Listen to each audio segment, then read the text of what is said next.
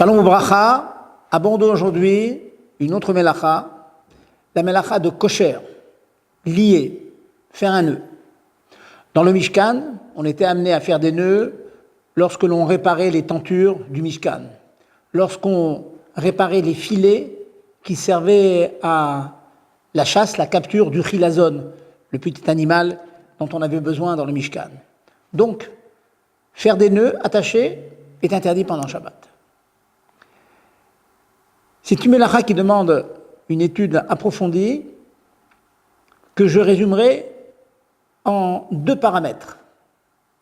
Les éléments qui interdisent le fait de faire un nœud sont, premièrement, kesher shel kayama, c'est-à-dire un nœud que l'on fait pour un temps long, prolongé. Deuxième paramètre, kesher shel uman, un nœud de spécialiste. Si un nœud répond aux 2 conditions, qu'il est fait de manière délicate, faite par un spécialiste comme le nœud marin, et pour un temps très prolongé, cela est interdit de manière certaine par la Torah.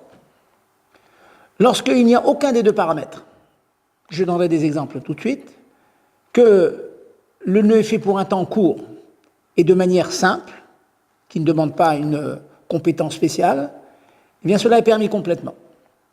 Par contre, s'il n'y a qu'un seul des paramètres, par exemple un temps long mais facile à faire, ou bien difficile à faire mais pour un temps court, alors là il y a discussion, controverse dans les poskim. Prenons un exemple, faire un nœud et par-dessus lequel on fait une rosette, qu'on appelle une boucle, ce que l'on fait pour lier ses chaussures. Dans la mesure où on a l'intention de le défaire dans la journée, c'est ce que l'on fait, on met ses chaussures le matin, on le défait en fin de journée. Donc c'est un nœud qui est fait pour un temps court, moins de 24 heures, et ensuite qui est très facile à faire. Donc cela est permis.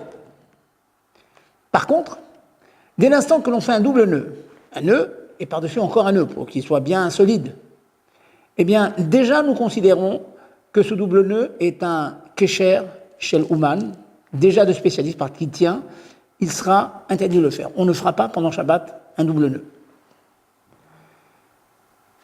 À plus forte raison, si on fait ce double nœud pour un temps long, plus de 24 heures, et à plus forte raison, plus de 7 jours. Certains disent qu'un temps long, c'est au-delà de 7 jours.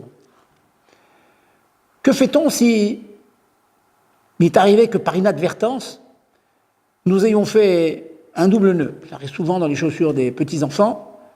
Ils veulent défaire le lacet de chaussure, et puis il y a un double nœud qui se fait. Dans la mesure où cela s'est fait par inadvertance, sans aucune intention qu'il dure longtemps, dans ce cas-là, en cas de mishum tsahar, si l'enfant ou l'adulte a des difficultés à garder sa chaussure, eh bien, dans ce cas-là, il sera permis de défaire le double nœud. Donc, chaque fois que la chose s'est faite par inadvertance, ou bien parfois l'enfant veut mettre sa chaussure et puis il voit que les chaussures, il a enlevé sans défaire son lacet, il sera permis de l'aider à défaire le lacet. Et s'il n'y a aucune possibilité, il est tellement embrouillé qu'on ne peut pas le défaire, il sera même permis, en tâchant de le faire discrètement, l'olifne amaretz, nous dit le Shulchan Aruch, eh bien, on le fera discrètement, on pourra même prendre un couteau, par exemple, et couper le lacet s'il n'y a pas d'autre solution pour libérer le pied de l'enfant. Donc, retenons cette chose-là, dès l'instant que le nœud est facile à faire et pour un temps court, cela est permis. Prenons un exemple.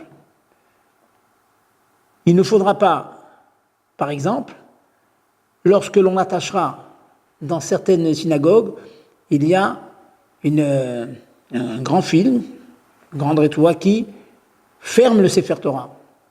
Il ne faudra pas faire, pour fermer ce Sefer Torah pendant Shabbat, un double nœud.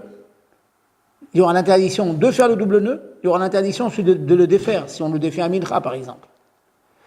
Donc ce que l'on pourra faire, c'est faire une rosette, tout simplement. De nos jours, il y a des ceintures, il n'y en a pas ce problème, mais il m'est arrivé de voir des siffrets Torah qui sont attachés avec une corde, une espèce de corde, de lanière, et donc on fera bien attention que de ne pas faire un double nœud, car en général c'est fait pour plus de 24 heures, et en plus le double nœud lui-même est un kesher shel uman de spécialiste. Donc bien faire attention que lorsque l'on fait un nœud, on le fait pour un temps court et de manière facile à défaire. Prenons un exemple. Il peut arriver parfois qu'un fil commence à s'effilocher. Eh bien, on peut être amené à faire un nœud au bout du fil afin qu'il arrête de s'effilocher. Cela est interdit, car ça permet au fil de ne plus s'effilocher. Pour les hommes, nous avons l'obligation de serrer les nœuds de nos titites tous les matins. Pendant Shabbat, le matin de Shabbat, si on voit le nœud de ces titites un petit peu défait, un petit peu lâche, on fera bien attention de ne pas le serrer, parce que le fait de serrer le nœud, serrer un double nœud, cela rentre dans l'interdiction de kosher.